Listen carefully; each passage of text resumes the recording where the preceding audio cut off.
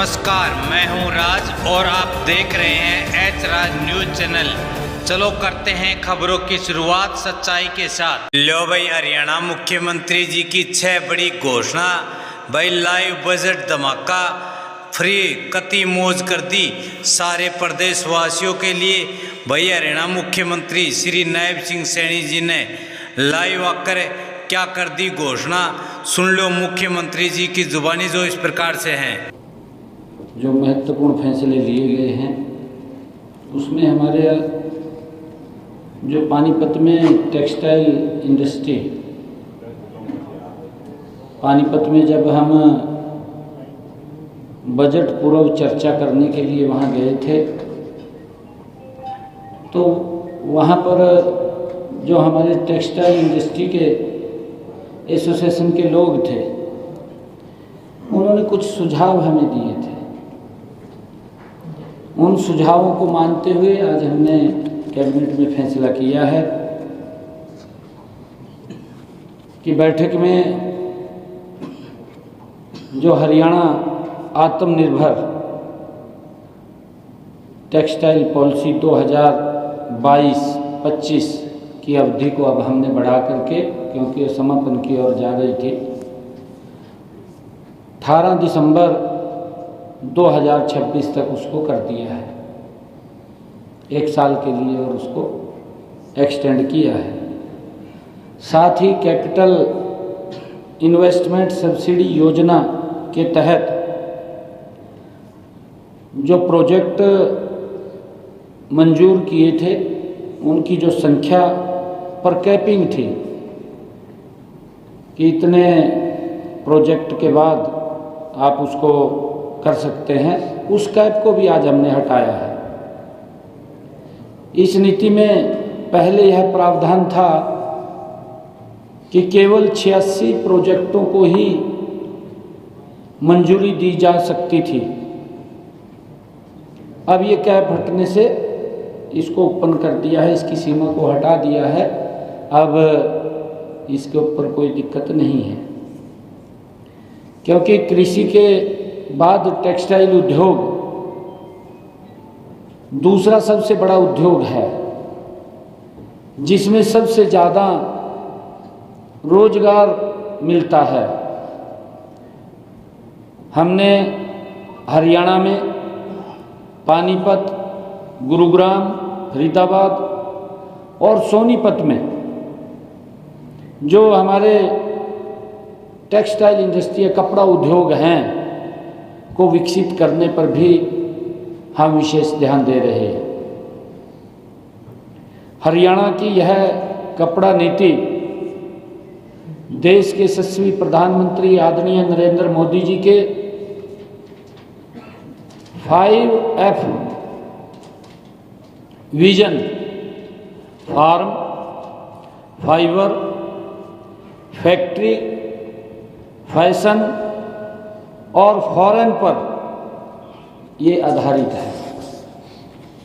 इस नीति में उद्योगों को बढ़ावा देने के लिए अनेक प्रकार की रियायतें देने का प्रावधान है, जैसे टेक्सटाइल पार्क बनाना, ब्याज पर सब्सिडी देना, कौशल प्रशिक्षण देना और बीमा आदि की सुविधाएं इसमें शामिल हैं। इस योजना में अब तक 108 प्रोजेक्टों को मंजूरी दी गई है और लगभग 1800 करोड़ रुपए का निवेश भी हुआ है और 10,000 से अधिक युवाओं को रोजगार भी मिला है। इसके अतिरिक्त 2700 करोड़ रुपए का निवेश होगा और जिसमें लगभग 20,000 से अधिक युवाओं को रोजगार के अवसर भी पैदा होंगे। हमने आज कैबिनेट की बैठक में कल ही जो हम व्यापारियों के लिए one time OTS, one time settlement scheme को लेकर के आए थे, जिसको कल मैंने कुरुक्षेत्र में लॉन्च किया है, उसमें कुछ सुझाव हमारे पास आए थे। उस स्कीम को लाभ हमारा व्यापारी उठा सके, उन सुझावों को हमने इसके अंदर शामिल किया है। इस कैबिनेट के अंदर यह योजना हमने 23 जनवरी को पिछली मंत्रिमंडल की बैठक में मंजूरी दी गई थी, लेकिन जो सुझाव हमें मिले हैं इसके बाद इन सुझावों को हमने शामिल किया है और संशोधित करके आज उनको मंजूरी दी है। यह योजना हमारे संकल्प पत्र में भी, जो भाजपा ने संकल्प पत्र निकाला था अभी विधानसभा चुनाव में, संकल्प पत्र में भी दिए गए वायदों के अनुसार लाई गई है। क्योंकि हमने संकल्प पत्र में भी कहा था, उसमें भी हमने कुछ इसमें अमेंडमेंट किया है, शामिल किया है। नई योजना से हमारे छोटे करदाताओं को लाभ मिलेगा। इस योजना के तहत 10 लाख रुपए तक के बकाया टैक्स पर 1 लाख रुपए की छूट मिलेगी और उसका पूरा का पूरा ब्याज और पेनल्टी, वो जुर्माने की, वो सब उसकी पूरी की पूरी माफ़ होगी, उससे छूट मिलेगी। यह योजना जो लॉन्च हुई है, हमारे व्यापारी भाई इसका लाभ उठाएं, इसके लिए हमने 180 दिन का समय रखा है कि वो अप्लाई करें और उसका लाभ उठाएं, इसके साथ जुड़े।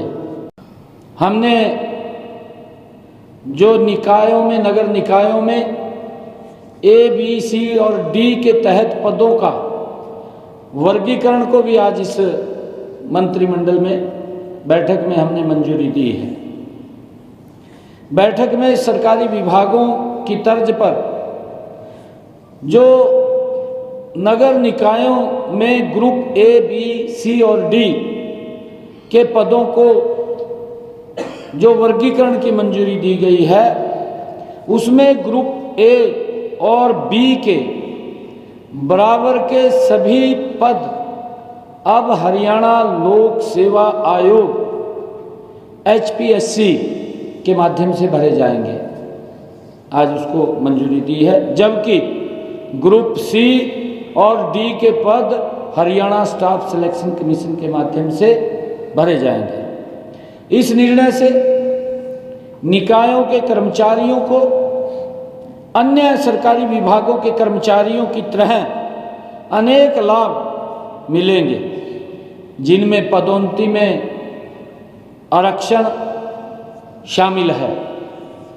वर्तमान में राज्य में 87 नगर निकायों, जिनमें 11 नगर निगम और 23 नगर परिषद, 53 नगर पालिकाएं शामिल हैं, में 31,533 पद स्वीकृत हैं। इससे योग्य कर्मचारियों की भर्ती होगी और नगर निकायों की सेवा गुणवत्ता में सुधार होगा। कैबिनेट की बैठक में यह भी निर्णय लिया गया है कि हमारा प्रदेश, ये हरियाणा कृषि प्रधान प्रदेश है। कहावत भी है कि हमारा हरियाणा जहां दूध दही का खाना। मिल्क प्लांट मालिक को पिछले दिनों मुझे मिले थे, उनके ऊपर उनके एसोसिएशन के लोग, मिल्क प्लांट के मालिक, जो दूध के ऊपर सेस के भुगतान में देरी होने पर 2% का चक्रवृद्धि ब्याज प्रति माह की दर से, यानी कि 24% जुर्माना लगता था, वो पिछले दिनों मिले थे। उन्होंने इस बारे में चर्चा की थी कि ये सेस चक्रवृद्धि ब्याज पर नहीं लगना चाहिए। आज कैबिनेट में उसको भी मंजूरी दी गई है और उन्होंने जो अनुरोध किया था को मानते हुए हमने ये निर्णय लिया है कि अब दूध के सेस के भुगतान में देरी होने पर जुर्माने की राशि पर 12% की दर से साधारण ब्याज लगेगा।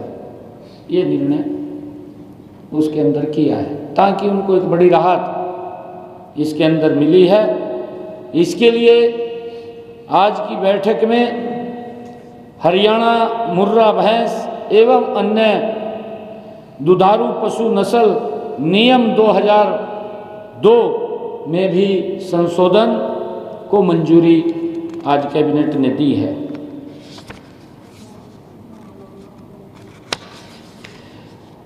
आज जो स्थानीय निकाय की हमारी छोटी सरकार है, आज उसका शपथ ग्रहण था पंचकुला में। शहरी स्थानीय निकाय के जनप्रतिनिधियों के शपथ ग्रहण समारोह आज पंचकुला में आयोजित था, जहां सभी महापौरों, सभी हमारे नगर परिषद के चेयरमैन, सभी नगर पालिका के चेयरमैन और सभी वार्डों के माननीय सदस्यों को आज शपथ दिलाई गई। मुझे खुशी है कि ट्रिपल इंजन की सरकार बनने से अब नवनियुक्त जनप्रतिनिधियों नगरों के विकास को 3 गुना गति से आगे बढ़ाने का काम करेंगे। हम मिलकर के काम करेंगे। आज उसी समारोह में सभी निकायों को स्टेट फाइनेंस कमीशन के तहत विकास कार्यों के लिए 587 करोड़ रुपए भी सभी स्थानीय निकायों को जारी किया गया है। इसके अलावा मैंने 2 पोर्टल भी जारी किए हैं। ऑनलाइन माध्यम से शहरी स्थानीय निकाय विभाग की वेबसाइट और अन्य पोर्टलों का भी शुभारंभ किया है। हमारी सरकार ने गत 17 मार्च को जो हमने बजट प्रस्तुत किया 2025-26 में स्थानीय सरकारों को अधिक स्वतंत्रता देने की बात उसमें मैंने कही है कि वो अपने स्तर पर आमदनी के नए तरीके और व्यवस्था बनाने की पहल करें, खोजें। ये भी हमने इसमें निर्णय किया है। हमारी सरकार ने नगर निगम के मेयर का मानदेय बढ़ाकर 30,000 रुपये किया है। सीनियर डिप्टी मेयर का मानदेय बढ़ाकर 25,000 रुपये और डिप्टी मेयर का मानदेय बढ़ाकर 20,000 रुपये तथा पार्षदों का मानदेय बढ़ाकर 15,000 रुपये किया गया है। इसके अलावा नगर परिषद और नगर पालिकाओं के अध्यक्षों और सदस्यों के मानदेय में भी उल्लेखनीय वृद्धि की गई है।